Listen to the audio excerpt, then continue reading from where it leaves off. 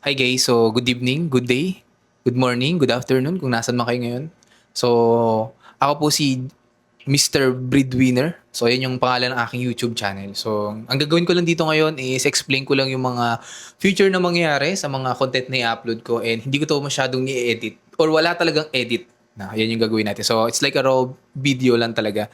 So, ang content na gagawin natin is ikot lang siya kung paano natin papatakbuhin yung business na meron tayo. And syempre hindi lang ako nag-isa doon. So marami po tayong mga partners na kasama doon. And meron din po tayo diyan syempre yung mga personal happening sa buhay ko. No, paano ko po ginagawa yung mga ibang bagay. Syempre yung mga sa stocks, pagtitrade, and mga side hustle natin. So ikikwento ko siya lahat. And syempre sa last part, hindi naman siya last part. Siguro after ng mga ilang video, no, ilang video mula ngayon, meron tayo syempreng ibibigay or i-release na something na nangyari sa life ko and gusto ko siyang i-share sa inyo. Gusto kong i-share siya sa mga kabataan din, sa mga katulad natin, no?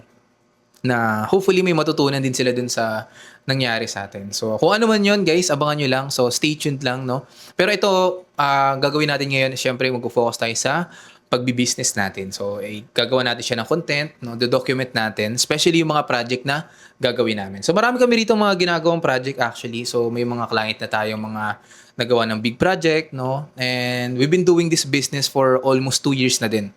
So, for me, enough na siya para yun, i-share siya sa mga ka-stress natin. Okay? So, ka-stress pala yung tawag namin din sa mga followers, mga ano natin, mga clients natin sa business natin. Especially yung Jupiter Aquatic Empire. So, ayan yung name ng ating business, guys. So, makikita nyo guys, yung background ko is more on hardscape design, aquarium design. So, yan yung mga binibenta natin, especially online.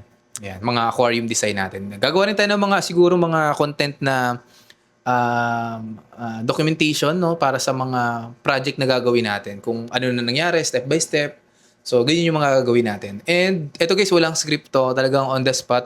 Naisip ko lang siyang i-video agad ngayon para at least pag mapanood nyo, makita nyo man lang yung ano, yung start nung vlogging content natin. So gusto ko na siya maging raw. Subukan ko siguro lagyan to ng sounds or wag na siguro para talagang so ano lang talaga, raw lang talaga siya. And ano pa ba? Ayun lang yung mga journey natin. And guys, syempre, i-share ko rin sa inyo kung paano namin ginagawa yung mga projects step by step, especially yung mga hardscape natin. Yan. And sa life ko naman, syempre, sa try natin i-share yung mga nangyari sa buhay natin, ng update, syempre sa mga family, sa mga friends. Most of the time, syempre, yung mga friends natin. Sobrang dami nating content na ilalabas dun. May mga nagawa na tayo, pero syempre, kami mga kaibigan, hindi na kami sana may merong vlogger or merong nagko-content sa grupo namin. So, for sure, it's really a big adjustment para sa amin lahat, no? Especially sa akin, no? And, yan. Siguro step by step lang, tingnan natin kung ano mangyari. So, ang dami kong sinasabi ngayon kasi gusto ko lang pahabayan yung video. And alam ko naman, expected naman natin na kapag nag-content is, or pag nag-start ka into content creation, wala talaga munang manonood, no? So, ginawa ko na lang dito kasi alam kong wala pa masyadong makapanood ng video na to. So, kung ano man yung mangyari in the future, tingnan natin, no? So, hopefully, sarap na itong balikan kung sakaling magkakaroon tayo ng success story, no? For sure, magkakaroon tayo, guys. Yun naman yung lagi natin sinasabi, no? Hindi man tayo sigurado sa mangyayari in the future, pero ang tanging sigurado lang is gagawin natin yung best natin para marating yun. So, minsan matagal man o possible hindi mangyari, pero tayo sa present natin, ibibigay natin yung best shot natin. So, ayun lang. So, ano pa bang mga sabihin natin? Yun, try lang natin maging raw and maging natural lang yung content na gagawin natin. And feeling ko kasi guys, happy ano rin naman kami. Kumbaga yung mga tao na nakapaligid sa akin is maraming mga offer din para sa mga katulad natin mga nagsisimula no sa career natin. So actually guys, I'm 27 ata ako ngayon, 26, hindi ako sure, 27 years old. And kaka-graduate lang siguro namin, mga ilang years pa lang, mga 5 years na pa lang ata or 7 years, di rin ako magaling sa math. So mga ganun siya katagal. So at least makita nyo rin yung journey ng nangyari ng after ilang years after mong graduate. So ano yung mga failures na nangyari, ano yung mga achievement na nangyari. Susubukan natin siyang i-share guys para at least may konting background kung sino talaga ako, ano yung nangyari sa akin. Okay. So, yun yung susubukan natin gawin. And syempre, yung content natin, gagawin din natin siyang laging merong something na matututunan. Okay. So, yun yung importante din siguro. And ano pa? And yun, syempre, improve natin. Video by video, guys, subukan natin improve kung ano yung mga mali, ano yung mga kulang sa atin. So, yun lang. Actually, first time ko mag-video ng ganito kahaba, ng 5 minutes. And feeling ko hindi pa ako nakatingin sa camera. So, yun. Naka-front cam lang kasi yung camera natin, guys. And, phone lang po yung gamit natin. So, wala po tayong camera pa na talagang pang vlogging. So, as in, nag-start pa lang po ako sa pag-vlog and pag-content create.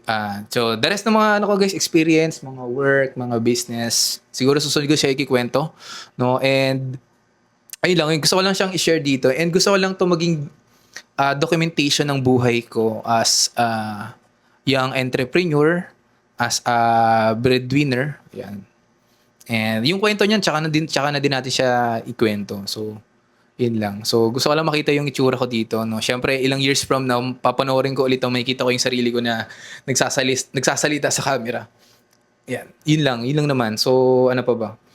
So, yun lang. So, hopefully, kung ano man yung mangyari in the next few years, guys. So, hopefully, lahat tayo mag-success, no?